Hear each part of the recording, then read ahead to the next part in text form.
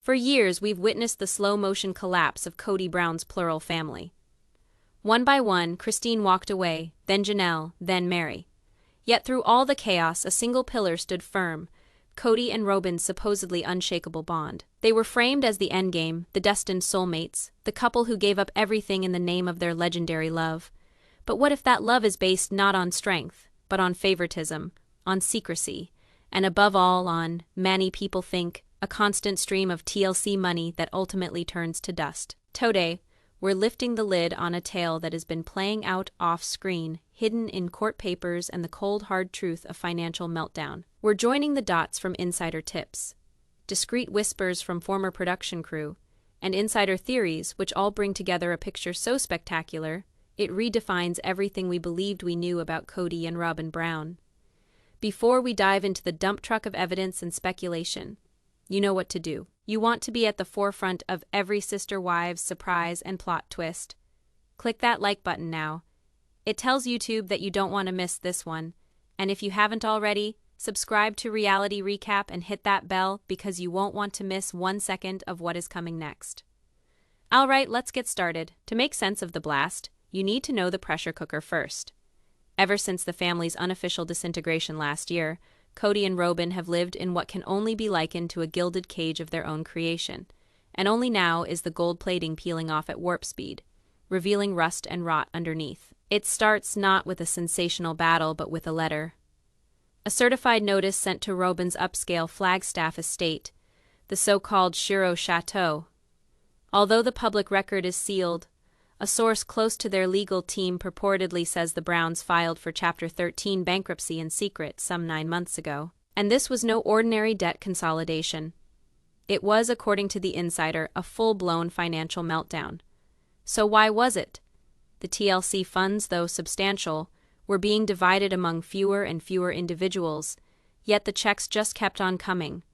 Robyn's mortgage itself was a king's ransom. The Coyote Pass land payments were hemorrhaging funds, and then Kody's dreams entered into the mix. One of his former production assistants informed Reality Recap that in an attempt to remake himself after polygamy, Kody invested what little money they had remaining into a series of ill-fated business ventures. He wished to reimagine himself as a rough-around, the Edge's patriarch who had become a budding entrepreneurial guru. He put money into a luxury firearms accessory business that never got off the ground, a Sovereign Man health supplement brand, and even an app to help control large, complicated families.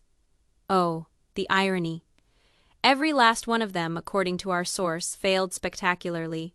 The cash was disappearing. The meticulously manicured facade of Kody as a strong patriarch with his loyal queen was sinking beneath a wave of debt.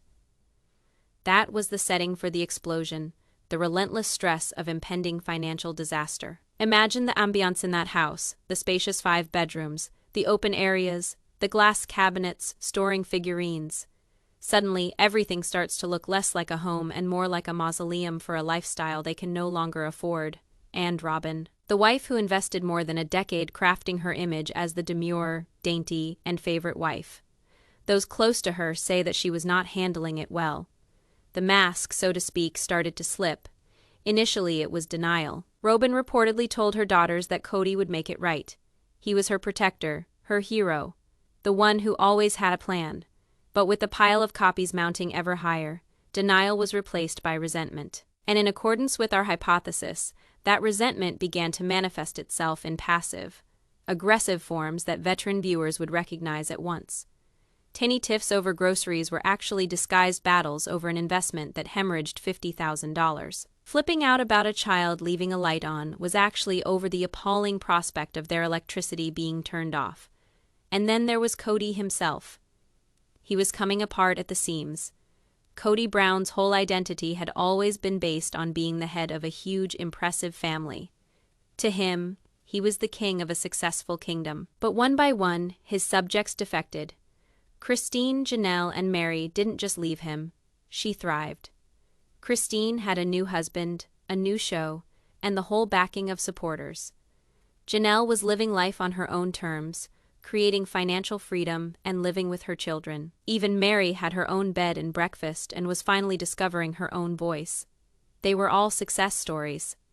Kody, however, appeared to be the failure, Trapped in a monogamous marriage within $1 million mansion that he couldn't even pay for with the one wife who, in his head, had planned the isolation.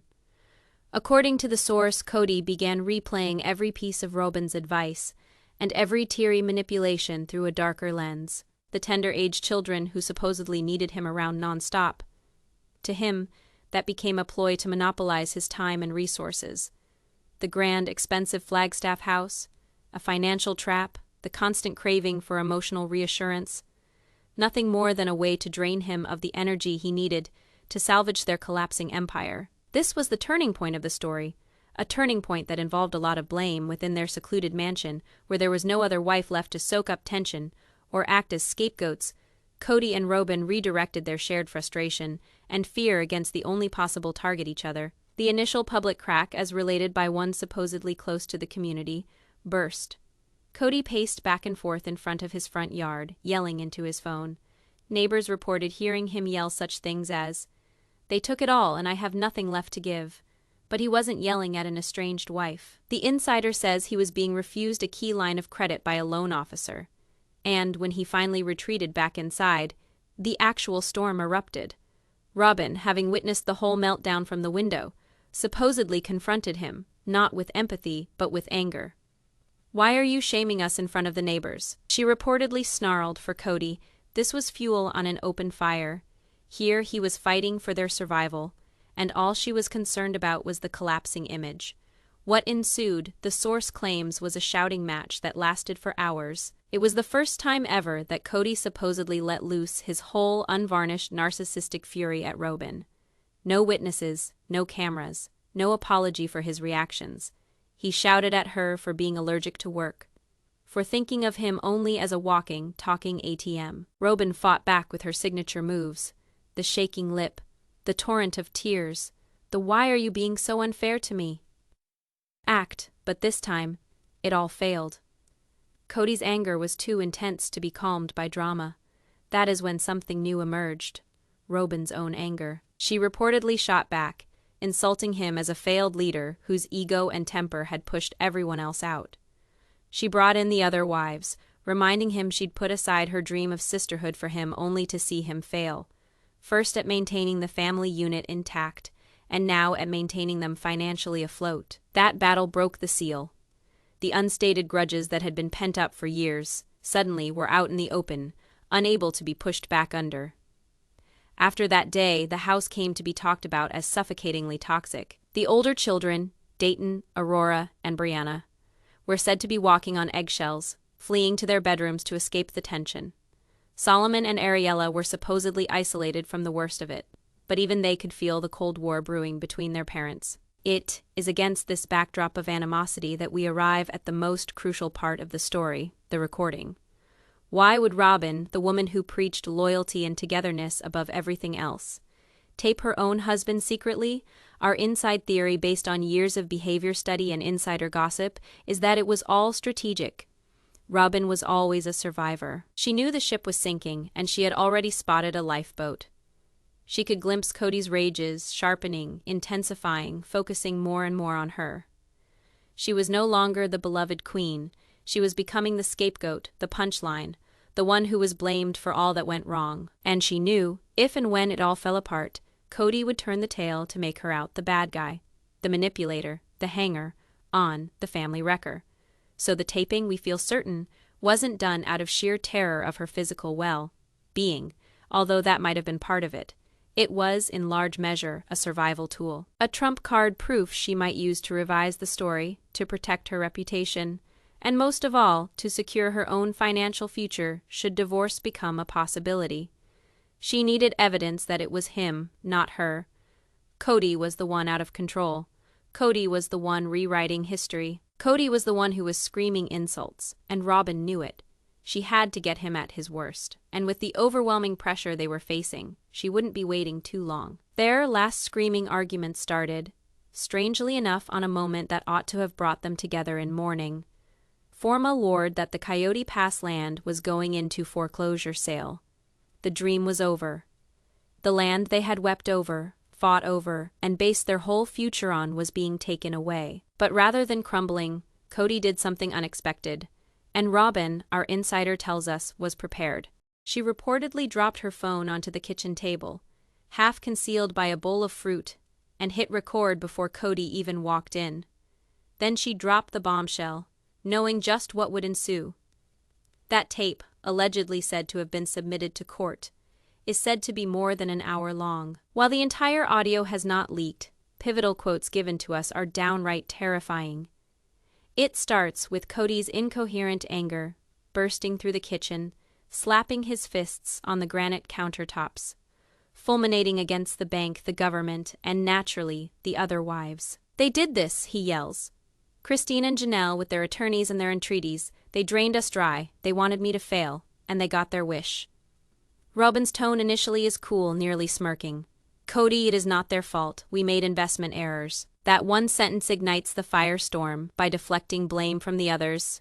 She places it firmly on him, and on them as a pair. Kody directs his wrath at her. Investment errors, he bellowed. You were the worst investment mistake I ever made. I was a king before I met you. A king, I had a family. Chaotic, messy, but mine. I had their respect. Perhaps not their love, but their respect. And then you came along, his voice allegedly falls to a venomous growl as he advances. You brought 3 children and a heap of debt. You brought vision from God and tears. You sold me soulmates, destiny, divine confirmation. You sold me lies. Robyn, based on transcripts seen by our source. Robyn attempts to break in. Kody, that is not right. I loved you. I sacrificed everything for you. Kody laughs, a bitter, unpleasant sound. Sacrificed? You sacrificed nothing. You upgraded. You walked into a family already established and became queen in an instant. You poisoned me against them, year after year. Christine is cruel to me. Kody, Janelle breaks the rules. Kody, Meri is too much drama. Kody, you whispered in my ear until I cut them off one by one. You isolated me. You trapped me with you. And finally, the worst of it, the bit that allegedly equals the audio clip we previewed at the beginning. And now look at us, Kody bellows, his voice breaking between anger and desperation. We have nothing. The land is lost. The money is lost. The family is lost. My legacy is a joke. I am a laughingstock. And it is because of you. This is your fault. You and your Black Widow soul. You drain the life, the cash, the energy out of whatever you come into contact with. And then you weep, feign victimhood when the host body lies dead. Well, the host body is dead. Robyn, the tape goes on, supposedly. But this is the peak. The moment when all of their so-called epic love tale burns to the ground. Kody didn't only criticize her with the money. He criticized her for destroying his entire kingdom, his entire sense of self. He reframed their past, not as godly fate, but as a hostile takeover. And Robyn caught every bitter word. The house remained in a creepy silence for days afterward. Kody supposedly decamped to a guest bedroom. They only texted each other, under the same roof. Robyn, meanwhile, played her ace card, biding her time until she was ready to use it. The man, consumed by anger and despair, had no way of knowing his own words were going to be turned against him in ways he could not even begin to comprehend. The romance was finished, war was about to break out, and Robyn's next step was as desperate as it was calculated. She didn't get a divorce right away. She retained an attorney, one characterized to us as a shark, and petitioned for an emergency protective order against Kody Brown. Her pleading, portions of which our source asserts it has read, drew a dire picture. She claimed to fear for her life and the safety of her children. She cited Kody's own words, Black Widow soul, as proof that he has an unstable, threatening mentality. She depicted herself as a battered wife, imprisoned with a man who became a monster number undefanned Exhibit A, the tape. The irrefutable evidence of Kody Brown's verbal and emotional abuse. This was supposed to be Robyn's checkmate, in her mind. The restraining order would push Kody out of the house, leave her with complete control of whatever was left, and most crucially, enable her to take the public narrative. She would be the victim, the survivor of Kody Brown's chilling downfall. He would be the villain. But what Robyn hadn't counted on was the icy scrutiny of a judge who had no use for reality television theatrics. This judge wasn't a TLC producer, wasn't a smug husband. She was a family court veteran, someone who had spent decades piercing manipulation to arrive at the truth. And what happened in that courtroom, according to insider reports, was not the victory Robyn was anticipating. It was a ruthless vivisection of her whole marriage, laying bare the decay at the heart of their so-called ideal union. Welcome back to Reality Recap. We broke the news in part 1 of the devastating implosion of the marriage of Kody and Robyn Brown, a meltdown fueled by financial disaster and immortalized on a secret tape that recorded the expiration date of their epic love saga. With that incendiary recording in hand, Robyn took her strategic step, filing for a restraining order, seeking to position herself as the battered wife and Kody as the monster husband. But what of a manipulator's elegantly prepared script when the audience is not some gathering of credulous innocents, but a sophisticated judge with no use for theatrics?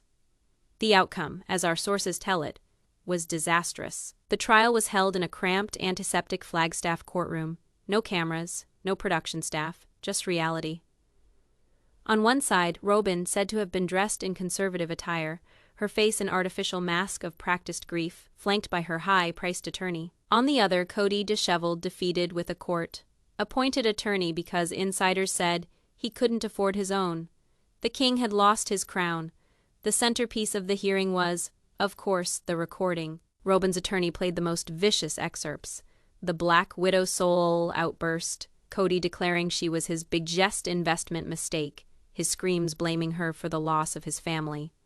On the surface, it looked like a slam dunk. The audio was chilling, his rage palpable. Any judge, one would think, would see a man on the brink.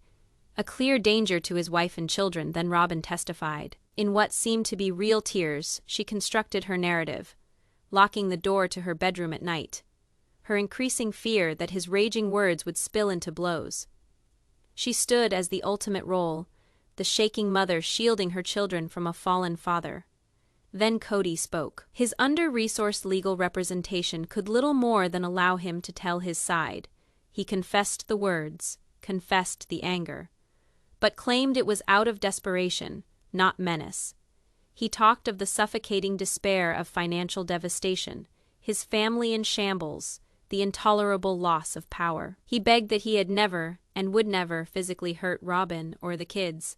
His act seemed pitiful, self-sympathizing, wimpy, but not a direct menace.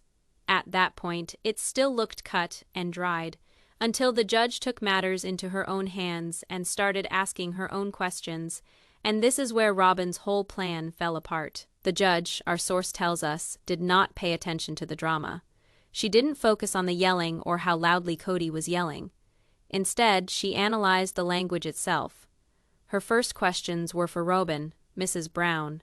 She started matter-of-factly. You taped this secretly, right? Robyn admitted that she had. And you started taping before your husband even came into the room. You expected a fight. Flustered. Robyn indicated she had been frightened and needed evidence of his conduct. The judge pursued further. In this argument, your husband keeps bringing up money, the foreclosure, bad investments, losing family money. Do you think you can agree the underlying cause of this particular argument was financial stress? Robyn had to admit. Yes, but he was so angry it frightened me. I see, the judge spoke in a soothing tone, but let's get to the facts. In this tape, your husband blames you for alienating him from his other wives and children. He blames your marriage as a money and social exchange that has now broken down. He utters, I was a king before I met you, and you persuaded me to cut them off, and now we have nothing. These are not the ravings of an angry man. These are the words of a man explaining an unsuccessful arrangement. Isn't this, in effect, the collapse of a business transaction gone wrong? Robyn's lawyer objected at once, but the judge overruled. The questioning turned in an unexpected and breathtaking way. The judge was not looking at Robyn as a battered wife. She was looking at her as a business partner in a failed venture attempting to use a recording of an angry shareholders' meeting to drive out the CEO. Turning to the recording itself, the judge stated, I have heard this tape numerous times, her eyes directly on Robyn. And although your husband's manner is vile and his language indefensible, your voice, Mrs. Brown, is not a woman in deathly fear. You are calm at first. You are composed at times. It sounds like you are goading him. You interrupt his tale. You contradict his assertions. What I hear is more a discontented partner in bargaining than a frightened wife. This was dynamite. The judge had cut through the charade. She saw the veiled but unmistakable string of manipulation that Sister Wives' followers have been criticizing for years. When the ultimate decision came, it destroyed Robyn's whole legal strategy. The permanent restraining order was not granted. And the judge's reason, our source says, was nothing short of a devastating deconstruction of their whole marriage. What has been presented to this court, the judge allegedly declared, is not a clean case of domestic abuse, but the last wretched act in a tale of mutual devastation. This court has Exhibit A, an audio recording, but the strongest evidence is the 14 years of televised history behind it, a history tainted by favoritism, secret finances, and emotional manipulation on both sides. Her gaze moved from Kody to Robyn. Mr. Brown, your actions are reprehensible. Your anger, your narcissism, and your endless self-pity are evident. You are a man who constructed an empire only to have it fall apart, now attacking the one remaining person in the ruins. You are a king with no subjects, no crown, no castle. Your moodiness is profoundly troubling, but it does not, in the opinion of this court, constitute an urgent physical threat that would warrant taking you from your home and from your children who are minors. Then, with a hard gaze, she turned to Robyn. Mrs. Brown, the judge went on, your bid to use this tape as a legal club has imploded on itself? You have not presented yourself as a victim, but as a co-conspirator in an extended emotional and financial scam. You were asking for a monogamous marriage funded by the resources of a plural family. You wanted the king, but none of the rest of his kingdom. You set him apart. You benefited from being set apart, and now that the well has run dry, you want to jettison him and assume the mantle of victimhood. The judge's words sliced through sharply.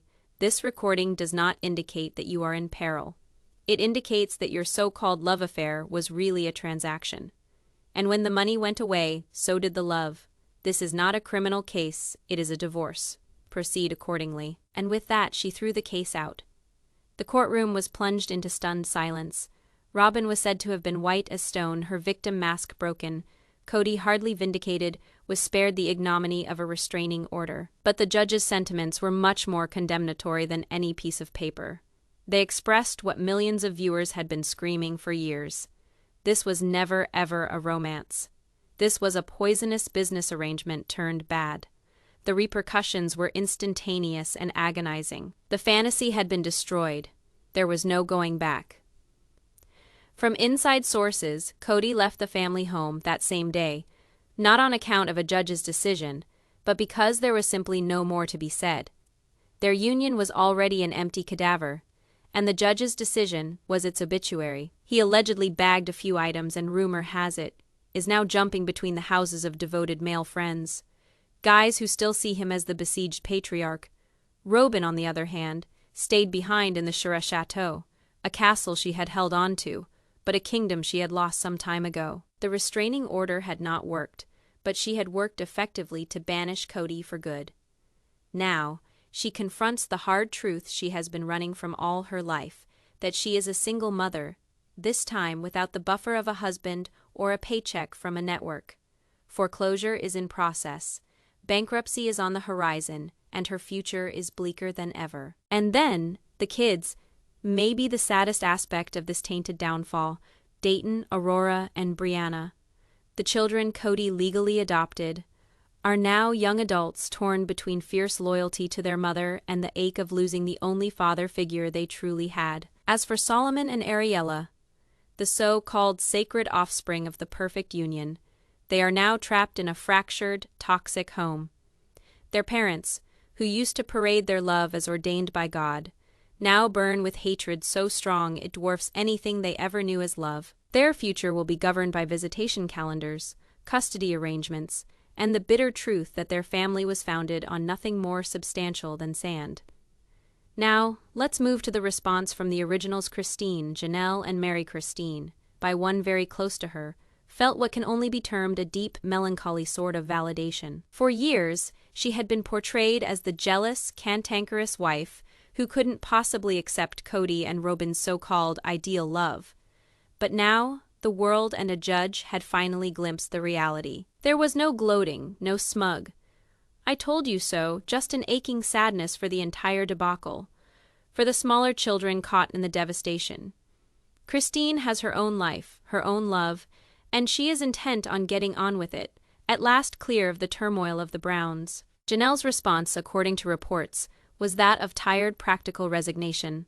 She had long anticipated the financial catastrophe on the horizon. For years, she battled with Kody regarding irresponsible spending and the bottomless pit of Robyn's home. A family insider claims Janelle's main concern now is making sure her kids' financial ties to Kody are severed completely, so they won't be pulled into his looming bankruptcy. She saw this implosion coming a decade ago, and more than anything, she is relieved that the inevitable collapse has finally happened, allowing everyone to move on. Meri's response, as always, is the most layered. As the initial wife, the original partner, and the one who hung on the longest for a reconciliation that was never going to arrive, her emotions are described as a combination of pity and a strange sense of relief. She sympathizes with Kody for the sad condition he is reduced to now, and she sympathizes with Robyn for holding on to a trophy that proved to be nothing more than a curse. The release is in the awareness that the Kody and Robyn whole, the two-headed beast that tormented her so and brought her so much shame and agony, has finally eaten itself. That era is behind. She no longer finds herself playing third fiddle in their romance. She is a survivor of a disaster. So where are we now? This whole drama, from the first rumors of bankruptcy to the last discrediting phrases by a family court judge, completely reworks the sister wives' narrative. It generates a new exclusive theory, one that we at Reality Recap find is the most compelling rationale for all we've seen. Our hypothesis is this: Kody and Robyn's connection was never ever about plural marriage, and not even about religious devotion. It was a mutually positive relationship between two extremely narcissistic individuals who fed off each other's desires. Kody, in his need for praise and worship, found in Robyn the perfect reflection. She mirrored his self-absorption back at him, treated him like royalty, and he put her on a pedestal in return. To him, she was the grand prize, the wife who understood him, i.e., the wife who never disputed his ego or questioned his authority. Robyn, a woman who in her own words had experienced years of emotional and financial turmoil, found in Kody her knight in shining armor. He was the leader of a TLC finance dynasty. He provided financial stability, a built-in family framework, and a stage. In return, she provided him with unshakable devotion and perpetual adoration, a resource that was running perilously low among his other, more self-sufficient wives. Their so-called perfect union lasted only so long as the gains were greater than the losses. Kody's gain was Robyn's adoration. Robyn's gain was Kody's wealth. The loss was the gradual, agonizing estrangement of the rest of the family. For years, they gladly paid that price, building their own little island on money provided by the very family they estranged. But at last the ground gave out. The other wives departed with their storylines, fanbase, and most notably, their TLC payday. The money stopped coming. Kody's business ventures collapsed. The monetary foundation of Robyn's security vanished.